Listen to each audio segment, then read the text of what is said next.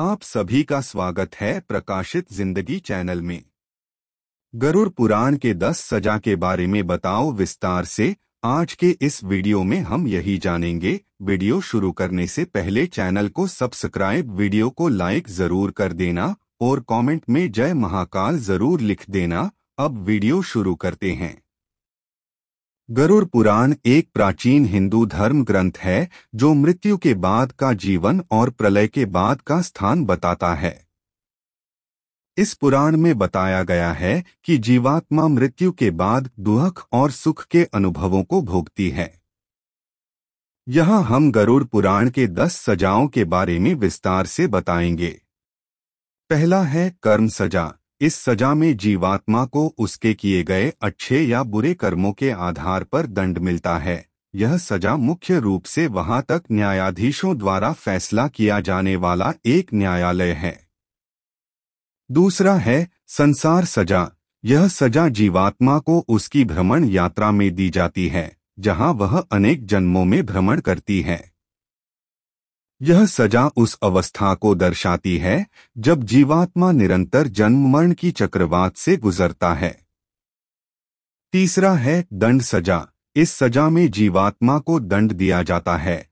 यह सजा उस समय दी जाती है जब जीवात्मा नीचता या अन्याय का काम करती है।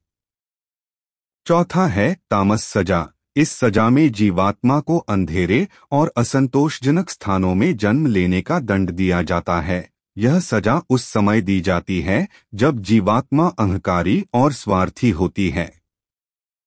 पांचवा है रौरव सजा। इस सजा में जीवात्मा को खुद और अन्य जीवों को भी तकलीफ पहुंचाने का दंड दिया जाता है। यह सजा उस समय दी जाती है जब जीवात्मा दुर्बल होती है और अन्य जीवों को अनादर करती है। छठवां है महारौरव सजा। इस सजा में जीवात्मा को बहुत बड़े और घिनौने स्थानों में जन्म लेने का दंड दिया जाता है। यह सजा उस समय दी जाती है जब जीवात्मा बड़े पापों करती है, जैसे कि हत्या और अन्य अत्याचार। सातवां है अंत्यज सजा। इस सजा में जीवात्मा को अत्यंत असभ्य और अनुचित रूप से जन्म लेने का दंड दिया जाता है। यह सजा उस समय दी जाती है जब जीवात्मा जाति, धर्म या कुल के आधार पर अन्याय करती है। अथवा है कुंडली सजा। इस सजा में जीवात्मा को दोष या अपवित्रता के कारण जन्म लेने का दंड दिया जाता है। यह सजा उस समय दी जाती है जब जीवात्मा पाप या दोष का अधिकारी होती है। नौवां है लालाभक्ष सजा।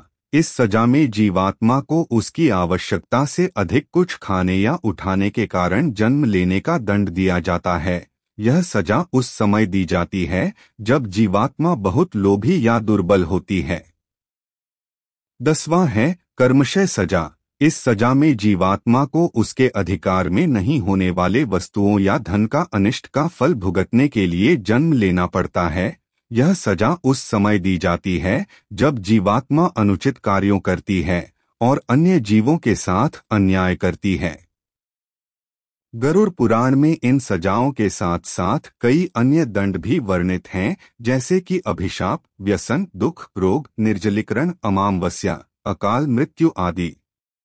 इन सब के अलावा गरुड़ पुराण में जीवात्मा के प्रलय और जन्म के बाद की स्थिति के विवरण भी दिए गए हैं। इस पुराण में जीवात्मा के नित्य रूप से बने रहने वाले अंशों का वर्णन भी किया गया है। इन अंशों में से कुछ हैं शुद्धि, तेज, ज्ञान, धैर्य, अहंकार, चेतना आदि। इसके अलावा गरुड़ पुराण में मृत्यु के बाद अन्य लोकों का वर्णन भी किया गया है। इन लोकों में से कुछ हैं स्वर्ग, नरक, पितृलोक, तपोलोक, ब्रह्मलोक आदि। गरुड़ पुराण में इन लोकों के बारे में विस्तृत वर्णन और उनसे जुड़े धर्म के बारे में भी बताया गया है।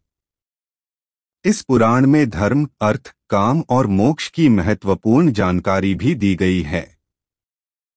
इस पुराण के अनुसार धर्म विश्वास, नैतिकता और अन्याय से दूर रहने का मार्ग है। अर्थ कमाई और आर्थिक समृद्धि का मार्ग है। काम संतोष और सुख का मार्ग है। मोक्ष जीवात्मा के मुक्त होने का मार्ग है। दोस्तों आज के इस वीडियो में बस इतना ही। आपको वीडियो कैसा लगा हमें जरूर बताना। कमेंट में जय महाकाल लिखना ना भूले। साथ ही चैनल को सब्सक्राइब और वीडियो को लाइक जरूर कर दीजिएगा।